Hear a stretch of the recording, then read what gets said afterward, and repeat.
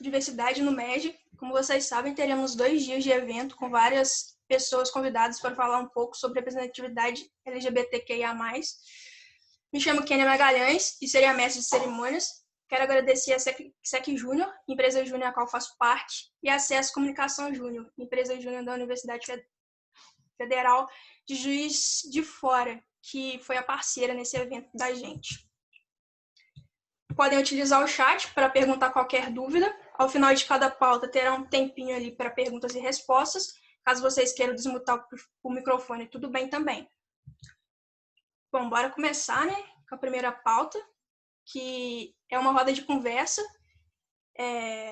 Receberemos ao nosso palco Lucas Uriel, pós-júnior da Acesso Comunicação Júnior, empresa júnior do curso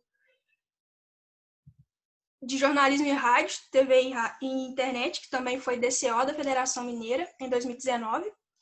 A segunda convidada é Rafa Motolo, que faz parte da área de Gente e Cultura da JR Consultoria, empresa júnior de Ciências Sociais da Universidade Federal do Paraná. Ambos vão falar sobre suas percepções de diversidade dentro do movimento Empresa Júnior e responder a pergunta: a diversidade do MEG é realmente diversa? Uriel e Rafa podem subir ao palco e se apresentarem. A hora é de vocês.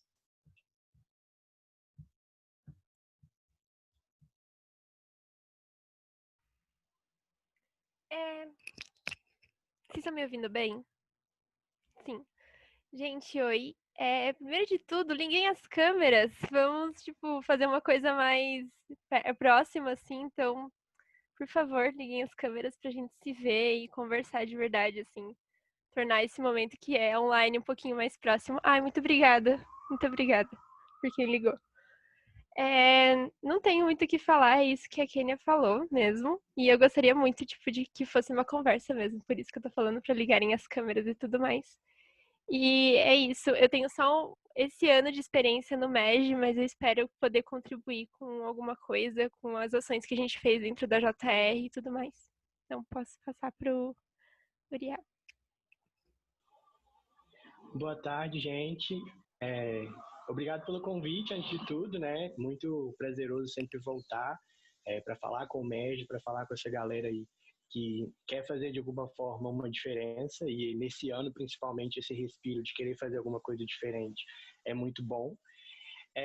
Então, eu fiquei 2 anos e meio no MEG, quase 3. Tive uma trajetória bem intensa. Aí, entrei na Acesso com cargo de liderança. Na minha segunda gestão já fui presidente, fiquei 1 ano como presidente, logo depois já fui para a diretoria da FEGENG.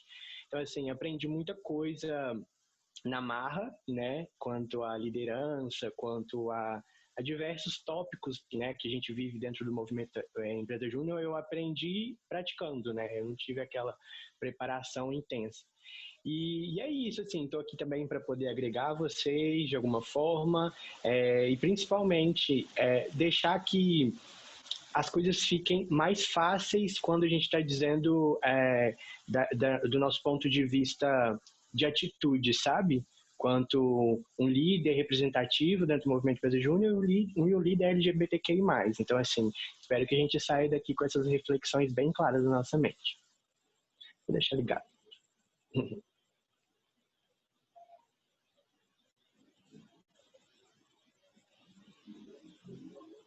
Alguma pergunta? Como é que vai ser aí? Ou já pode ir emendando? Que aí, Rafa, você já vai falando também, tá? Porque eu falo muito.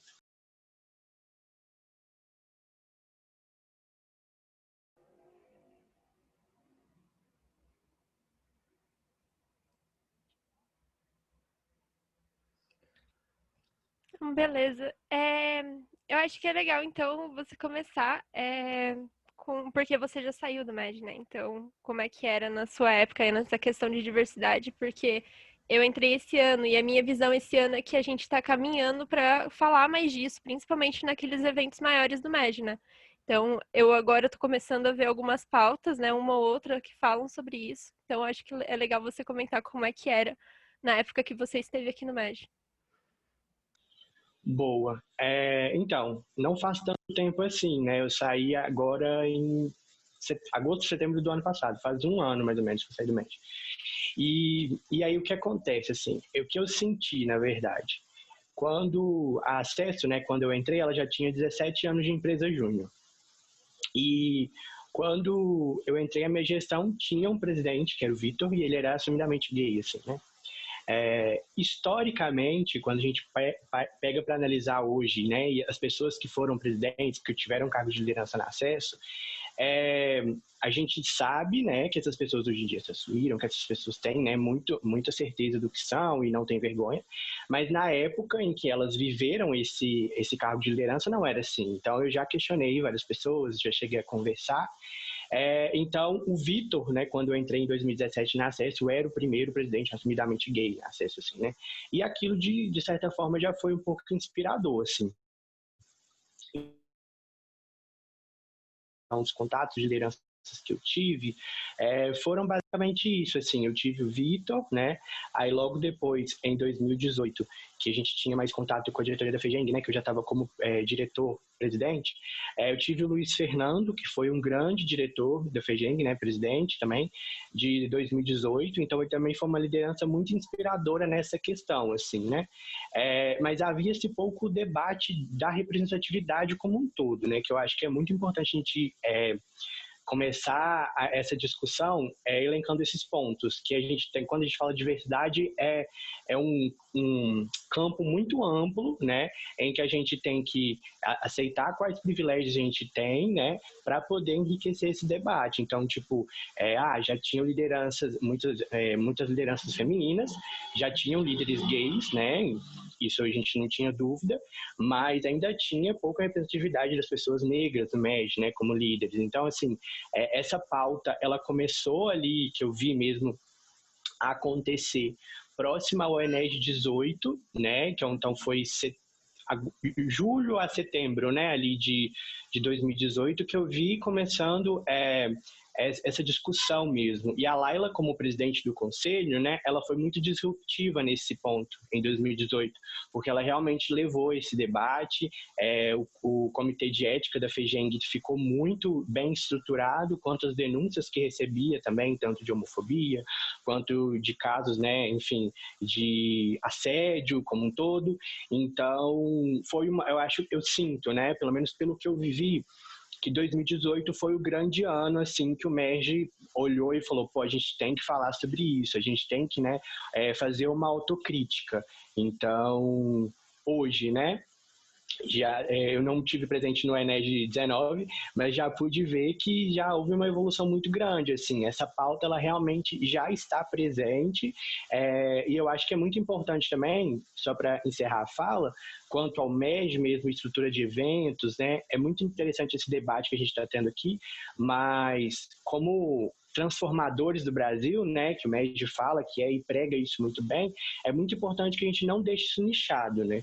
Então, não vamos chamar LGBTQI+, para poder falar só sobre a vivência deles, assim como a gente não vai chamar negros só para falar sobre racismo. Quando a gente for estruturar uma pauta de um evento sobre vendas, de um evento sobre marketing, de um evento, enfim, sobre gestão, vamos pegar pessoas que trabalharam com esse tipo de serviço, né, com esse tipo de coisa que a gente vai falar nesse evento, e que essas pessoas falem sobre esses assuntos, que elas sejam LGBTQI+, que elas sejam negras, que elas sejam mulheres.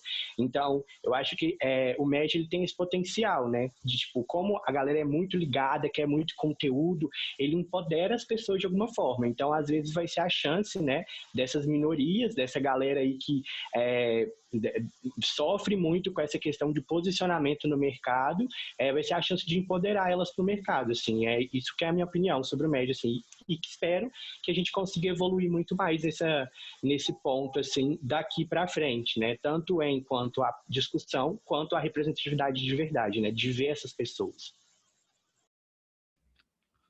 Nossa, falou tudo. Essa questão é muito fácil, né? A gente começar a falar disso e só chamar pessoas LGBT para falar sobre LGBT e acabar não chamando elas para quando é outros assuntos, né? Tipo, nossa, isso é muito, muito comum, né?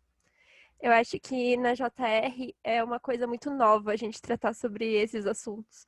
Então, acho que a gente começou mesmo a falar disso esse ano. Então, eu acho que é uma coisa realmente nova. Eu não estava presente aqui no MED em 2018 ou alguma coisa assim para falar de como que eram os eventos ou algo assim. Mas Eu acho muito engraçado, porque quando eu entrei na JR, eu não sabia de ninguém que fosse LGBT. E aí eu meio que percebi que eu queria deixar bem claro que eu era lésbica, porque eu queria que as pessoas soubessem que eu estava presente lá e que eu ia ficar lá e aquele também era um lugar para mim. Só que é uma coisa muito difícil de se fazer, né? E a gente não pode esperar que todo mundo entre e já se imponha dessa forma, né?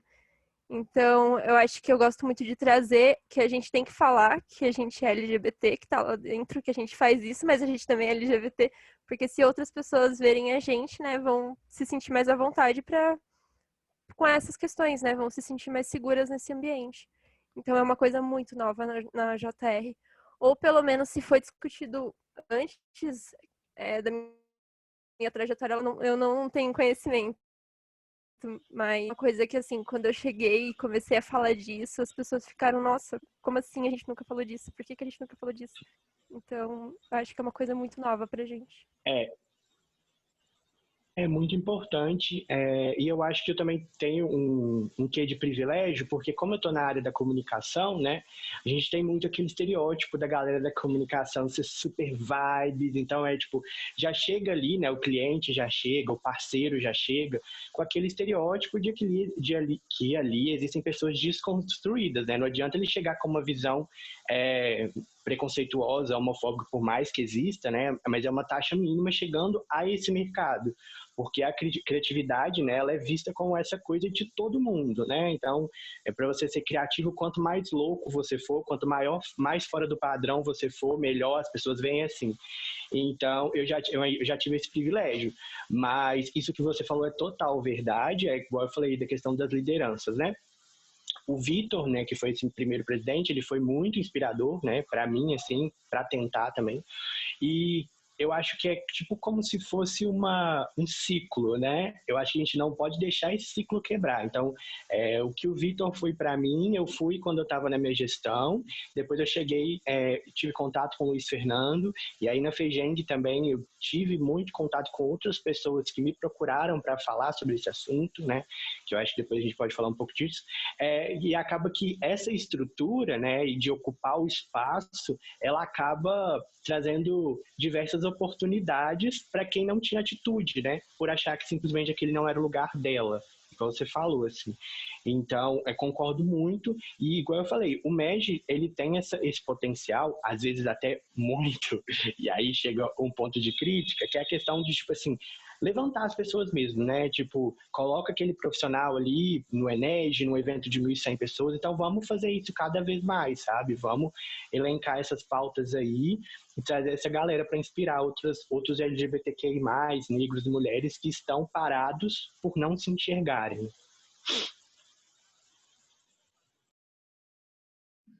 Boa tarde, pessoal. Eu tenho uma pergunta relacionada um pouquinho sobre liderança, né? Nós, assim, como líderes de EJ, como a gente pode trazer para que o ambiente fique mais aberto a esse diálogo, né? Sendo que já é uma coisa que está sendo conversada no MEG, mas ainda assim a gente vê, é muito raro na nossa EJ, em uma ou outra ocasião. Então, eu queria saber se vocês têm alguma dica ou ideia para a gente trazer com que o ambiente da nossa EJ seja um ambiente mais leve para discutir sobre isso e também para ter a entrada de novos membros, né, juninhos, que saibam que eles estão livres ali dentro da EJ para conversar sobre, né, para conseguir se expressar da melhor maneira possível.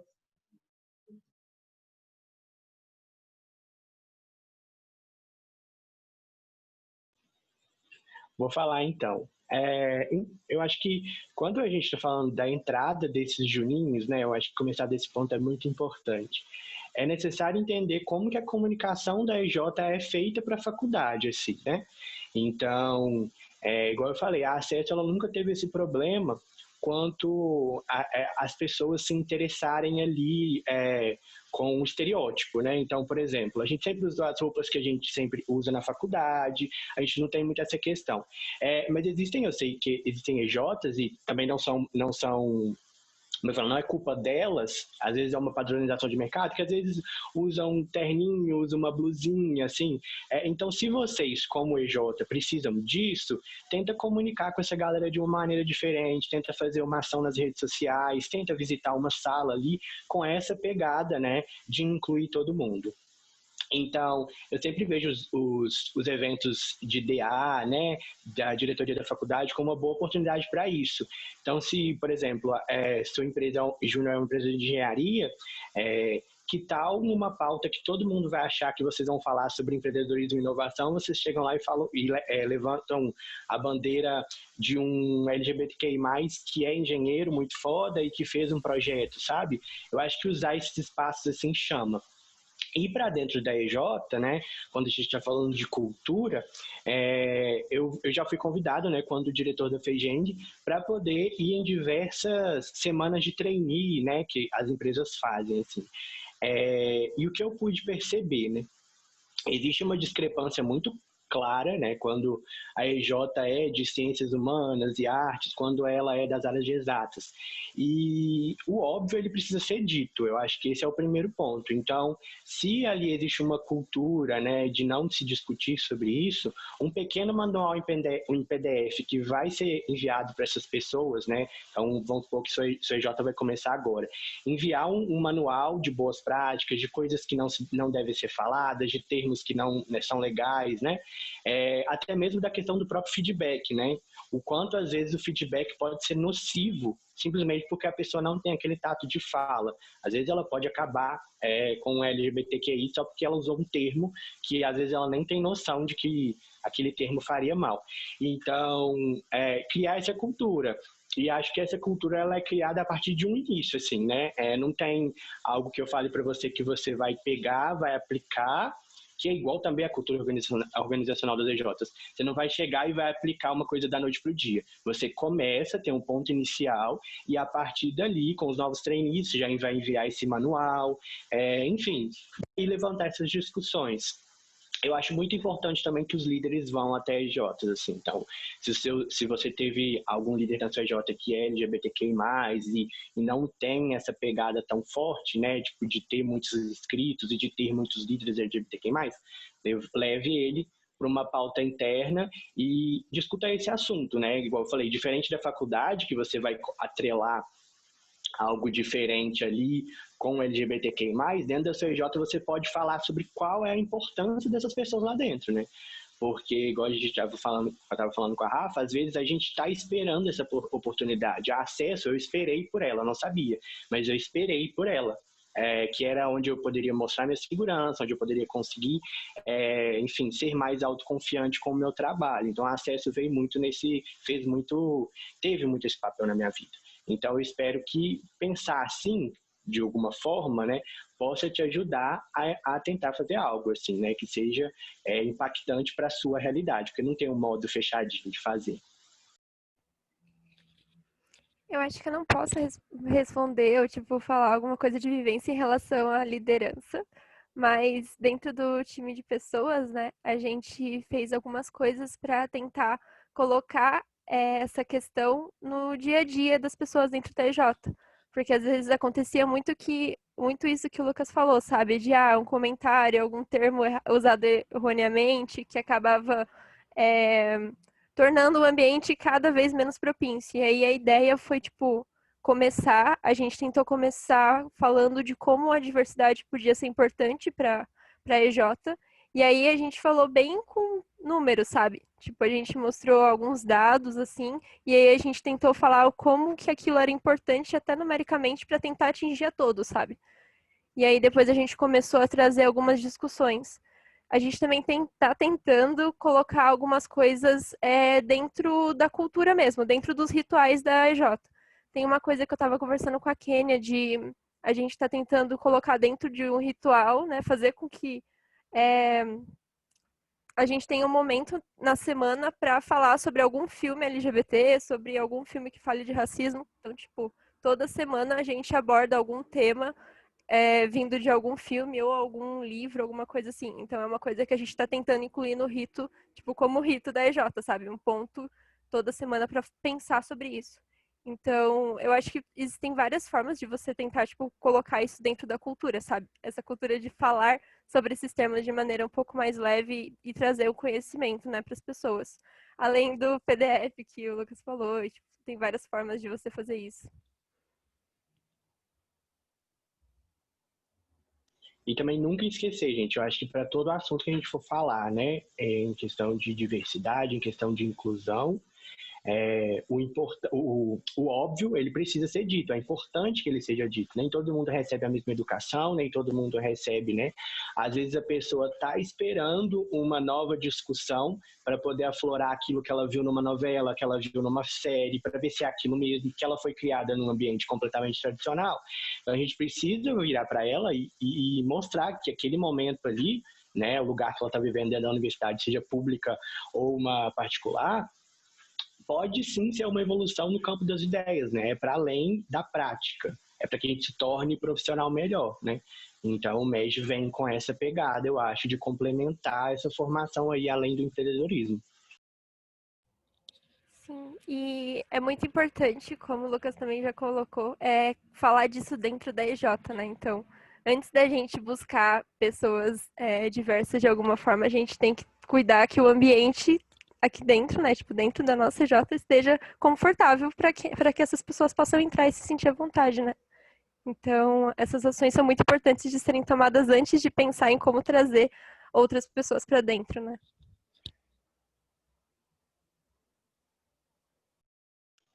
Agora eu tenho uma pergunta, Rafa, para você. Quanto à questão mesmo, igual eu falei, do segmento da EJ, para mim, né, e para as pessoas que geralmente entram no acesso, é bem tranquilo, assim. Eu queria entender a relação quanto ao público externo à EJ, igual cliente, essas coisas. Você vê que existe algum tipo de... a gente não pode falar de LGBTQ-fobia direto, mas que existe uma desvalorização desses profissionais? Como é que ocorre isso, assim? Se ocorre, né? É, eu acho que tipo, é muito difícil a gente identificar isso quando a gente não tem pessoas que pensam nisso em todos os setores da EJ. Mas uma coisa que veio a mim, assim, que eu estava discutindo com algumas pessoas, é que, por exemplo, o nosso setor de vendas ativo, então o comercial da nossa EJ, só tem homens, não tem mulheres. E aí a gente meio que percebeu que, por exemplo, só entram clientes homens, ou tipo, a gente tem um pouquinho menos de contato com clientes mulheres, ou quando vem é um casal. Então, existem algumas relações assim que a gente começou a fazer. E eu acho muito interessante que, assim, essas relações vieram depois que a gente começou a falar disso. Então, acho que também é interessante falar sobre isso, que depois que a gente começou a falar dessas questões, depois que a gente começou a analisar o como que os números podem influenciar, uns números, né, tipo, números de diversidade, pode influenciar outros tipos de números dentro da EJ, a gente começou a fazer essas correlações. Então, acho bem complicado essa questão, sim. Então, essa relação, principalmente com clientes, até agora foi um pouquinho complicada. Mas eu acho que a gente está caminhando, né? Então, pelo menos a gente já está discutindo isso e a gente vem pensando em várias coisas em relação a isso. Então, acho que essa questão, não sei, acho que com clientes é isso. E aí, com os alunos, uma coisa que é complicada também é que a nossa J é na parte de ciências sociais, só que é a parte que pega só administração, ciências contábeis, economia e gestão da informação. Então, são os cursos mais elitistas, assim, da universidade, depois de engenharias. Então, é um pouquinho mais complicado nesse sentido também, porque o pessoal que entra é um pouquinho mais elitista. Então, é uma coisa que a gente também está tentando pensar se tem que ser assim mesmo, e como que a gente comunica que não tem que ser assim, sabe?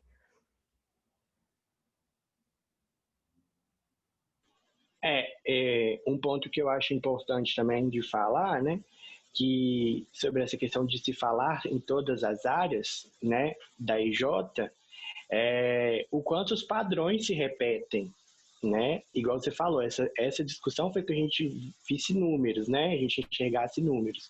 Hoje em dia eu trabalho com e-commerce, né? E, bom, eu acho que não deve ser segredo para ninguém que durante anos os programadores, né, as pessoas que trabalham com TI, essas coisas assim, códigos e tal, são majoritariamente homens.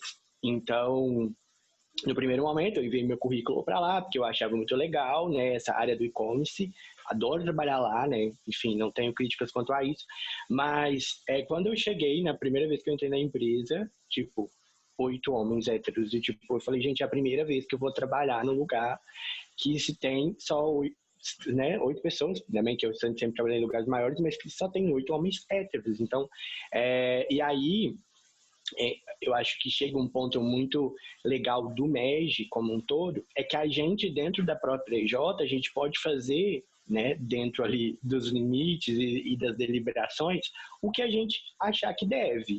Então, quando a gente está falando do teste, né, ele não é um teste só profissional, ele é um teste de convivência, né, de inserir as pessoas em discussões. Então, qual que é o seu modelo de empresa ideal, né? Quando você está como diretor, também quando você está como membro, né? Que você pode dar opinião sobre as coisas ali. Então, quando a gente chega no mercado, existe, né, essa possibilidade, mas igual onde eu trabalho, por exemplo, a grande questão né, dos gestores a gente procura, mas aqui em Juiz de Fora, infelizmente, se a gente abrir uma vaga só para mulheres, vai demorar muito para que essa vaga chegue.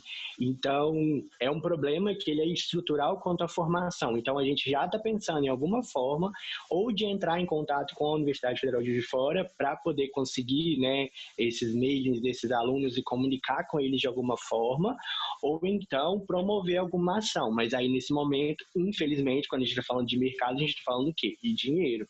E aí, nesse momento, a gente não, né, não vai ser o foco da empresa. Então, olhar para a gestão da empresa júnior, né, como a gente fala, né, a gente recebe pelos projetos e tal, mas sem essa necessidade tão grande do capital, igual a empresa júnior tem, é ótimo para você criar um modelo de gestão ideal, né?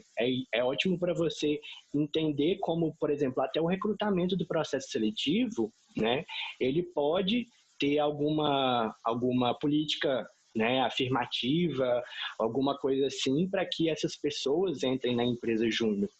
Então, para quem está aí, né, para levar para a realidade da EJ, ter insights, pensa nesse modelo ideal de gestão.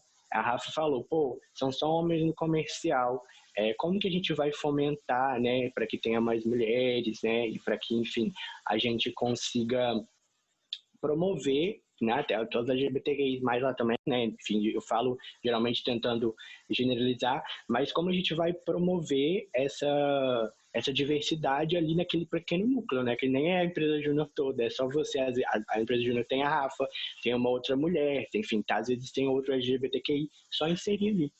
É só empoderar aquela pessoa para que aquela pessoa ocupe aquele lugar, né? Então, eu acho que é muito importante a gente pensar numa gestão de empresa do júnior ideal, né?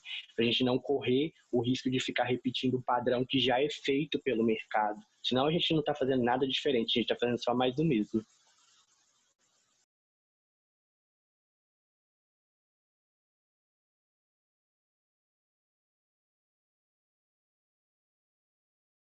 Alguma dúvida, Rafa, galera? Deixa eu fazer uma pergunta para você. Será que tem como a gente conseguir... Na verdade, assim, eu acho que existem muitas empresas juniores, assim, e não tá errado a gente entra lá no portal da Brasil Júnior e as nossas metas são muito relacionadas a faturamento ou ações compartilhadas, coisas mais assim, em termos de lucratividade, alguma coisa nesse sentido. E aí, tem como a gente fazer uma ponte entre essas metas para conseguir associar as questões de diversidade?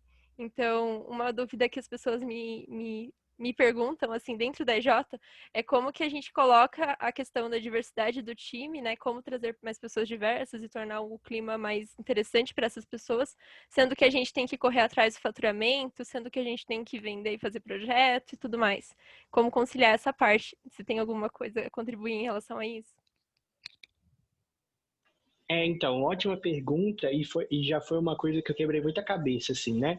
Como eu estava em 2017, eu participei, e durante o ano de 2018, eu participei muito da construção do planejamento estratégico que está sendo executado hoje pela galera, né? E aí, naquela época, eu lembro que tinha um debate muito grande sobre qual é o impacto de uma empresa júnior, né?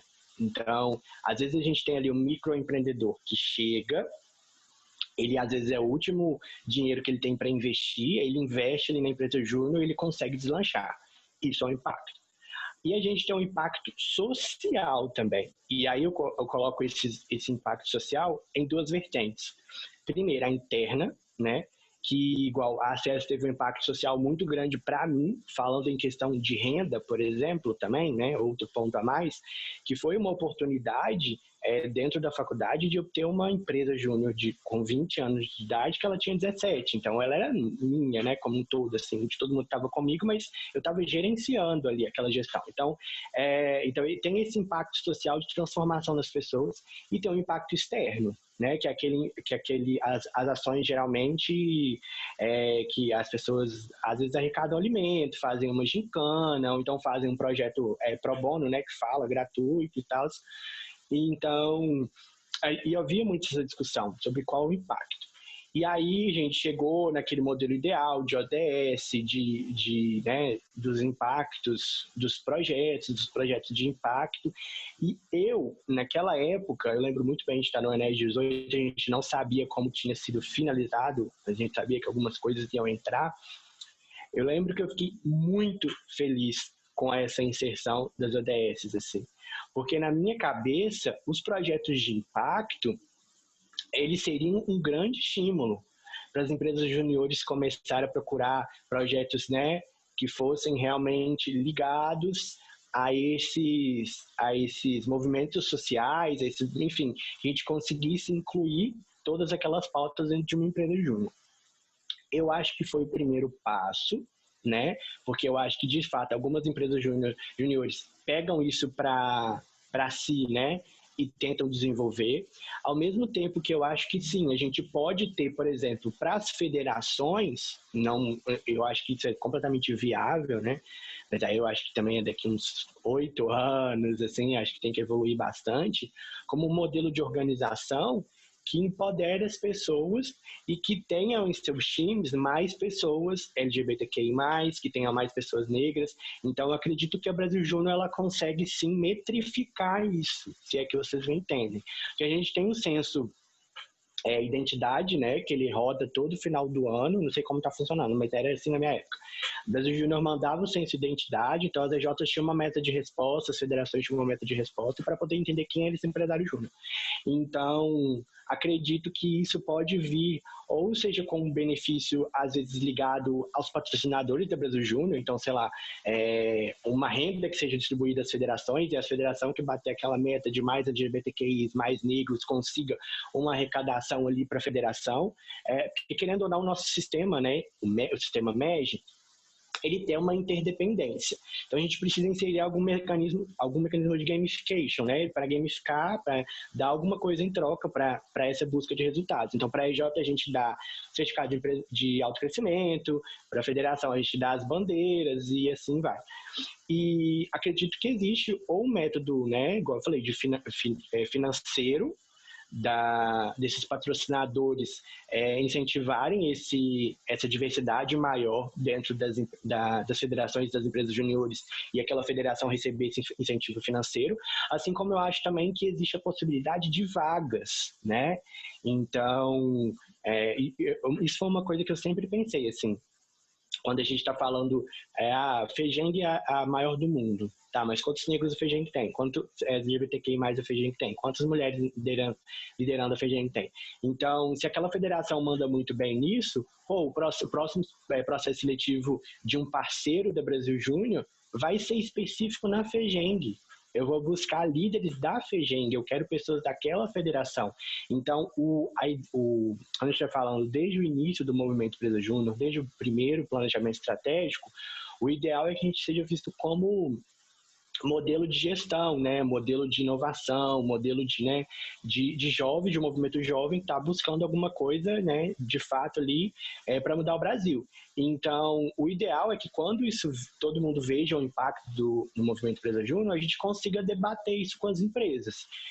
Pode parecer que não, né? Algumas pessoas têm críticas muito duras e muito fortes, que eu acho que a gente também tem que equilibrar um pouco, mas a Brasil Júnior ela tem muito esse papel, né? Quando a gente é diretor de federação, a gente tem acesso à transparência, a gente tem pautas incrivelmente ricas sobre diversidade, sobre desigualdade social, sobre vários pontos.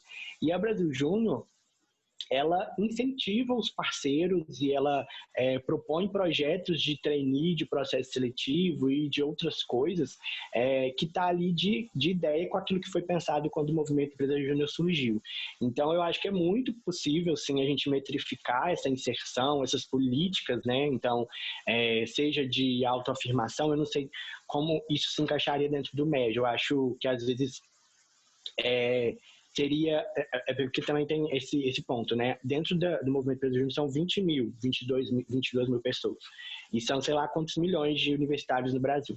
Então, já é um movimento que eu não acho que a palavra certa seja elitista, eu acho que ele é elitizado, né?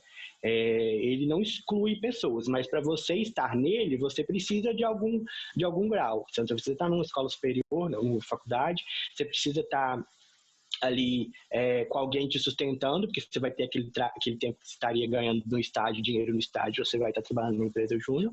Então, ali já é um recorte muito pequeno de pessoas. Então, como fazer esse recorte dentro desses 20 mil, eu acho perigoso para deixar dentro como é que fala? De jovens, né? Então, pegar um processo seletivo como ele é hoje e falar que ele deve ser de alguma forma, então, tem que ter tantos por cento para pessoas negras, tem que ter tantos por cento para LGBTQI. É um pouco perigoso porque a gente não está garantindo nem se essas pessoas estão entrando na universidade. Como que a gente já vai falar que o processo seletivo tem que ser assim? Né? Então, eu acho que a Empresa Júnior tem esse papel, que aí é o que eu falei de impacto social externo, de levar essa discussão para as escolas, para que esses estudantes procurem esse ensino superior, para que eles se sintam empoderados. Então, assim, eu acho que é um movimento que ele começa de o que temos agora e o que podemos fazer, e conforme igual essas discussões quanto à política de cotas, que já está rolando muito esse ano nas universidades, né, de informação também. Então, a universidade molda isso melhor, né? Que ela já viu que é um sistema falho, e a partir dali que o movimento Empresa Júnior tem aquele núcleo ali dentro, ele consegue ver o que ele pode fazer. Então, hoje, se eu fosse metrificar essas políticas, né, de inserção de pessoas, de tantas pessoas LGBTQI que tem, tantas pessoas negras que tem, tantas mulheres que tem, eu pegaria essa relação entre federação e confederação, que eu acho que é muito importante também que esses líderes que chegam na federação debatam sobre isso cada vez mais.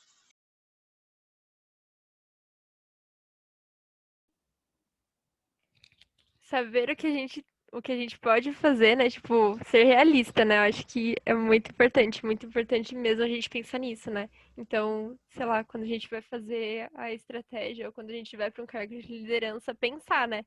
O que dá para fazer dentro do meu recorte, né? Isso é muito, muito forte, muito, muito bom. Queria ressaltar essa parte. Tem alguém mais que quer falar alguma coisa? Rafa, eu uma pergunta para você. Ah, meu Deus, pode falar. Não, sobre essa questão, né? Tipo, quanto aos reflexos mesmo, porque eu gosto muito de falar sobre isso, assim. Quando você chegou na faculdade, né? Você falou que, né, do início aí, que você está no início do movimento Empresa Júnior, mas quando você chegou na faculdade, assim, o que te fez olhar para essa galera e falar assim, eu vou tentar, né? Que é muito de reflexo, igual a gente vem falando, de representatividade, assim. O que ali te chamou? Foi só o racional mesmo do trabalho?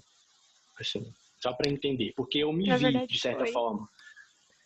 Nossa, isso é muito interessante que você comentado, porque eu ouço muitas pessoas falando que se identificaram de alguma forma com a divulgação, porque a divulgação foi muito focada em jovens que não têm muita coisa para fazer no primeiro semestre e aí entram na empresa júnior. E aí eu não me identificava com isso, porque assim, eu desde o começo da faculdade tenho que trabalhar, então porque eu preciso de renda. Então, eu sou um ponto bem fora da curva, assim. E aí não foi a questão de se identificar, porque se fosse só por isso, eu acho que eu não teria entrado. Eu acho que foi puramente, assim, a questão de, nossa, olha o tanto que eu vou aprender, isso é importante no mercado de trabalho, eu acho que eu vou ter mais oportunidades lá na frente se eu entrar na empresa júnior. Então foi um ponto bem forte nesse sentido, para ser sincera.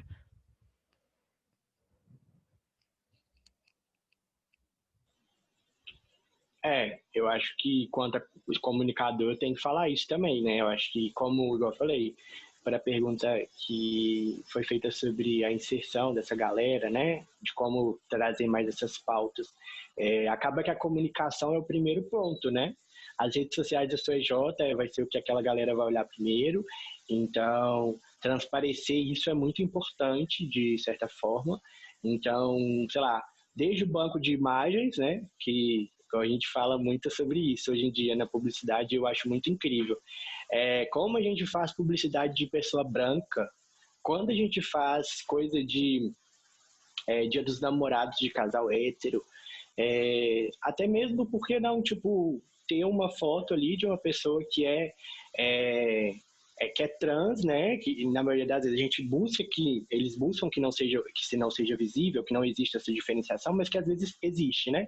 Pô, por que não coloca aquela pessoa ali que, né, tem esse aspecto agênero, desde as roupas que vai vestir, sabe?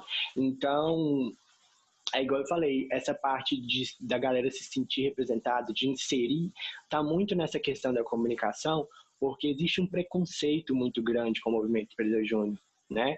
Existe aquele preconceito de que se você estuda numa escola pública, numa universidade pública, de que o movimento Empresa Júnior vai fazer com que a universidade pública seja privada. O movimento Empresa Júnior está querendo vender a universidade. Não, gente, não é assim, sabe? Calma. A gente entende o empreendedorismo de uma maneira muito diferente do que, sei lá, o Luciano Hang da Havan, sabe? A gente tem outra visão de empreendedorismo.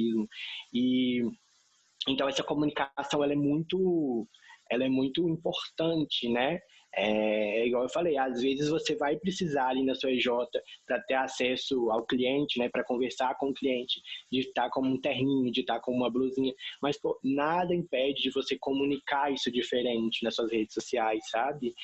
Até para poder aos poucos, né, porque nas redes sociais a gente conversa tanto com o stakeholder da faculdade quanto também aos clientes, até para a gente começar a mudar e segmentar os clientes ali para que eles entendam, tipo assim, pô, não é aquela coisa que eu estava achando, né? Então, para a galera da exatas, contábeis, administração, essa galera que geralmente tem isso muito, né, forte no mercado, a empresa júnior, ela é essa oportunidade, assim, e se você tiver um grande case, quando você sair dela, no seu emprego, a pessoa que te contratar vai te dar a chance de fazer isso também, porque viu que deu certo. Então, pensa que você estava numa empresa júnior que não tinha grandes recursos, na maioria das vezes as empresas júniores não têm, e você tem um grande case né, tanto de processo seletivo quanto de chamar novos clientes, né, de um novo segmento de clientes. Quando você chega no mercado, você provavelmente vai aplicar isso ou vai conseguir um emprego por causa disso, né? Tudo que eu vou falar na Acesso quando está relacionado à execução, a pensar diferente, eu sempre trago isso, assim, é um pouco egocêntrico de falar, né? Mas a gente também não pode esquecer dessas conquistas pessoais, né? Quando a gente está aí dentro. Então, pô, qual case que eu vou levar para minha vida? O que eu vou fazer para que eu seja destacado lá fora, né? Para que eu consiga um destaque lá fora. Então, às vezes, se as pessoas estão fazendo mais do mesmo na sua EJ, talvez aí nessa questão da inclusão, nessa questão de essa maneira nova de comunicar, nessa coisa de renovar a marca, talvez seja o seu grande diferencial, assim, né? Então, pensar também como você pode usar isso a seu favor. Porque é uma relação de ganha-ganha, sabe? Igual eu falei, eu nunca vejo isso como a gente tem que tomar cuidado também sobre essas questões de fala, local de fala e tudo, mas eu vejo muito como um ganha-ganha. Quanto mais as pessoas estão falando sobre isso, menos LGBTQI+, estão sendo muito menos agredidos. Quando a gente mais fala sobre racismo, a gente tende a diminuir esses números. Quando a gente fala de feminicídio, a gente tende a diminuir esse número.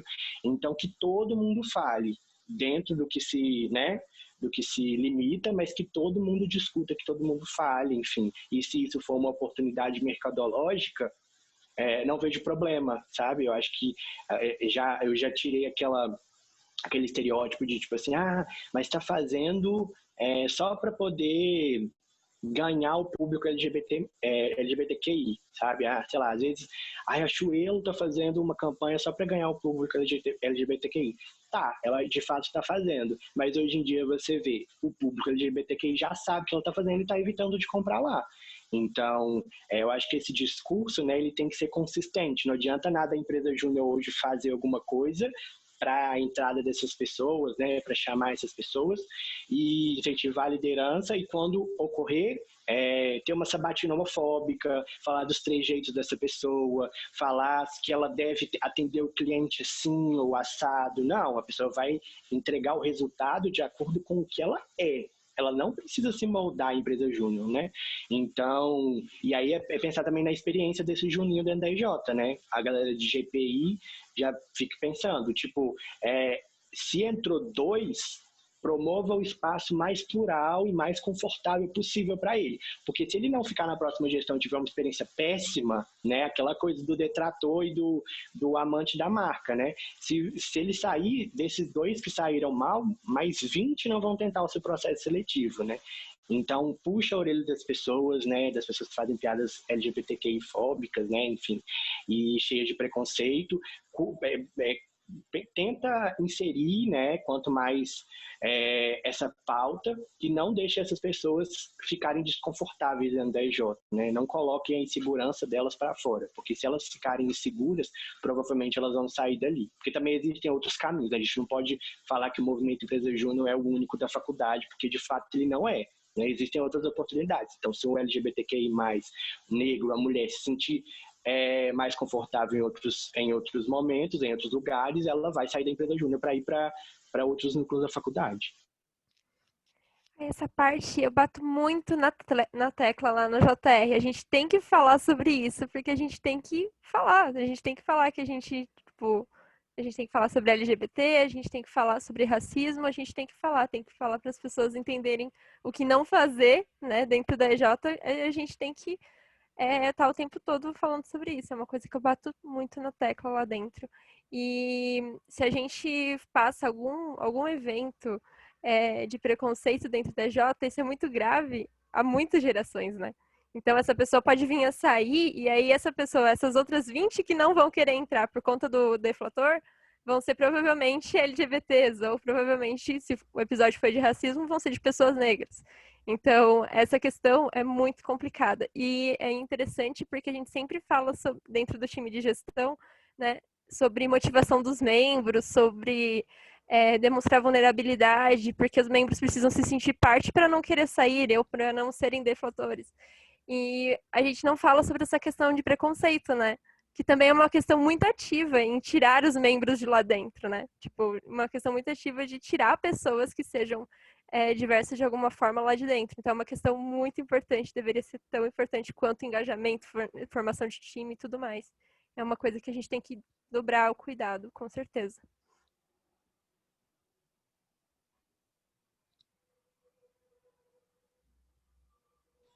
Alguém tem alguma dúvida?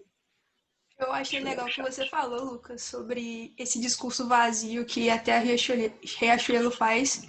É um caso que acontece com a própria Netflix, que faz um discurso muito vazio e depois, sei lá, cancela alguma coisa ou faz séries ou algum filme específico que não é daquilo que a gente quer, que mata as pessoas, tipo, LGBTs, que cancela as coisas que estão boas.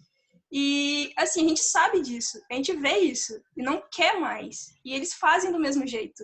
É meio que frustrante e, assim, não é algo a gente faz, mas as pessoas não percebem que elas fazendo também, ou, sei lá, reclamando ou falando sobre, elas só não ligam, só deixam pra lá.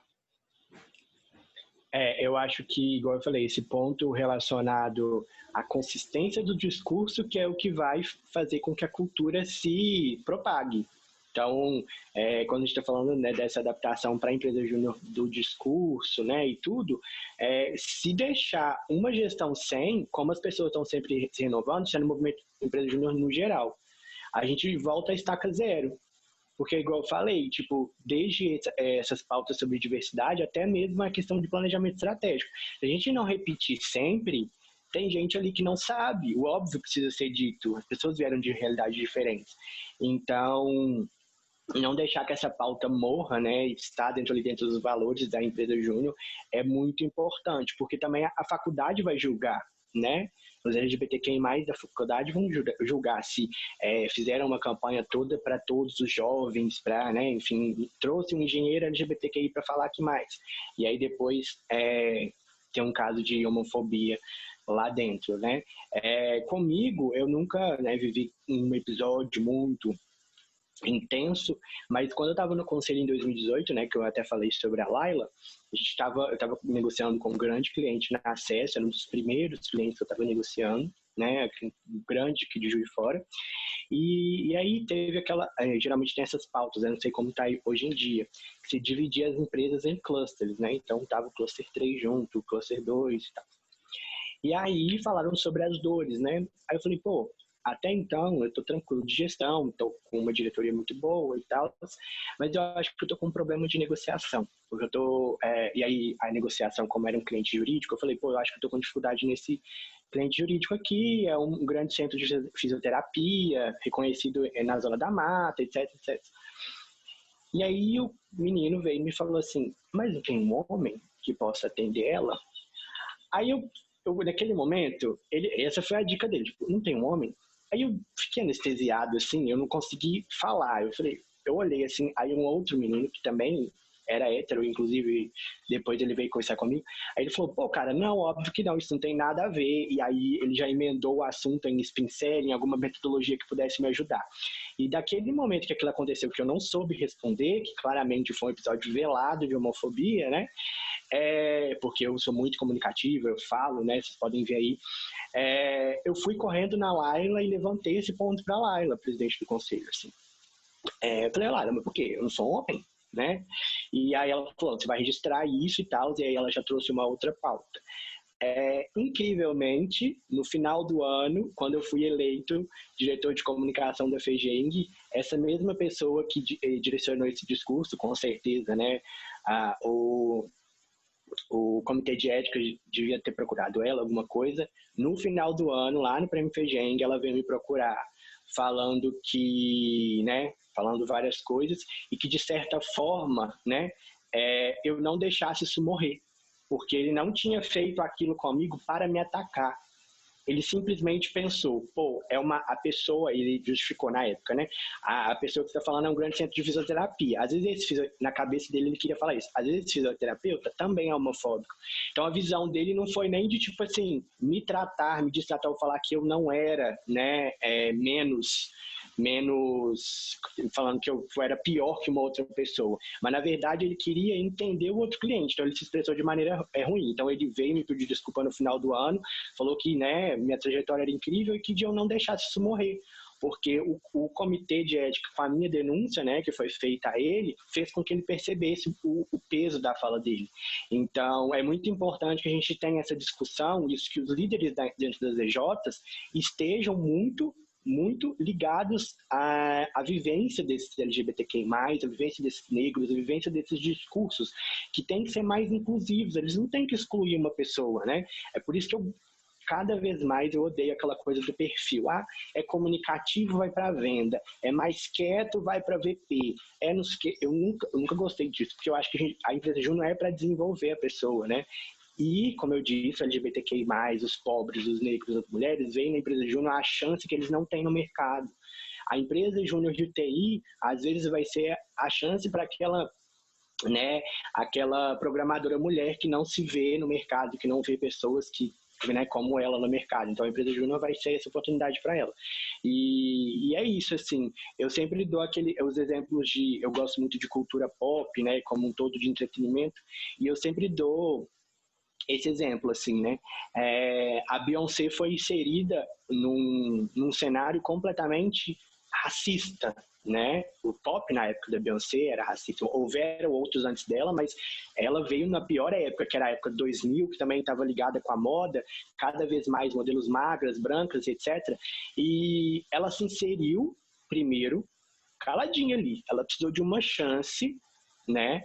Ela ocupou cada vez mais os espaços para depois trazer a discussão de uma maneira macro, do tipo, olha aqui quem que vocês estão respeitando, olha aqui quem que vocês falam que é a voz da geração, que canta muito bem, que dança muito bem. Eu sou negra e eu tenho alguma coisa aqui para falar para vocês. Então, eu vejo o movimento Preta Júnior, igual eu falei, vou repetir de novo, como essa chance, né?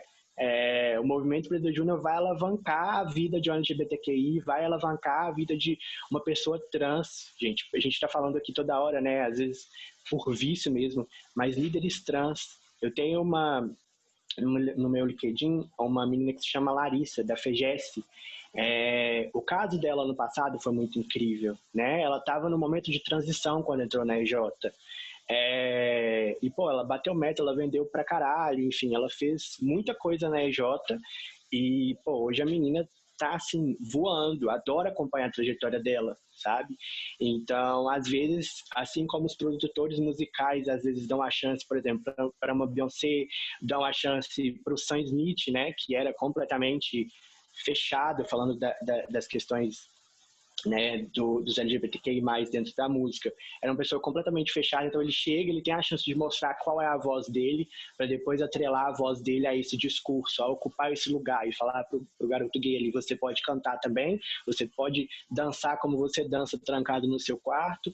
Então, essa analogia é muito boa do entretenimento, né, de como esses espaços são tomados, essas discussões são levadas. Dentro do movimento Preta Júnior tem que ser assim também. A gente tem que dar oportunidade para essas pessoas, para que elas cada vez mais mostrem o potencial delas e inspirem outras pessoas. Que aí quando a gente chega no final, né, lá no final da nossa jornada do MEG, quando as pessoas vêm falar com a gente que a gente inspirou ela a tentar um cargo de liderança, que a inspirou a assumir para a família ou alguma coisa do tipo, a gente fica muito, muito feliz, assim, né? Esse ciclo ele não pode acabar. No EMEG 19 a gente foi convidado a falar qual era o nosso papel. E eu falei que o meu papel, para 1.100 pessoas, era, de fato, representar, né, a comunidade LGBTQI+, e também representar o estudante de escola pública, né, que tinha menos de um salário mínimo e meio, que às vezes precisava de uma bolsa de faculdade para viver, que ele também conseguiria liderar o maior movimento júnior, a maior federação, né, do movimento Preta Júnior do mundo. E depois daquilo, eu saí da FEGENG, né, em agosto, setembro do ano passado. As pessoas em dezembro me procuravam para poder mandar mensagem. Você me inspirou muito com o seu discurso, eu tentei a diretoria do núcleo. Você me inspirou muito com o seu discurso, eu tentei a diretoria da EJ, coisa que eu achei que eu não teria coragem. Muito obrigado, muito obrigado. Então, assim, isso é muito satisfatório e espero que o MEG entenda muito bem esse papel, né, essa importância dele dentro não só do movimento como empreendedorismo, mas também como exemplo das outras empresas que ele é, que as empresas também veem o MEG como exemplo, recrutam pessoas que estão dentro do MEG. Então vamos formar esses profissionais, que são os profissionais do futuro.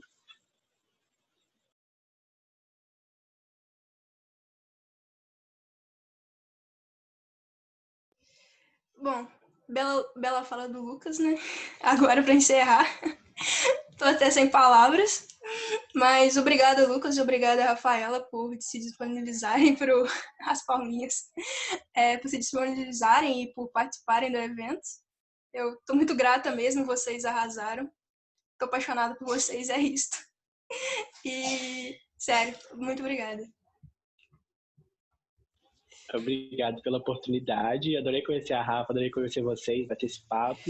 E assim, sempre que quiserem, rede social, LinkedIn, qualquer coisa, pode mandar uma mensagem lá, vou estar disponível se vocês quiserem que seja uma fala, seja uma pauta, indicar pessoas. É sempre importante a gente trazer isso cada vez mais. Adorei também esse momento, muito obrigado, é sempre um prazer. Muito obrigada também, Kênia, muito obrigada.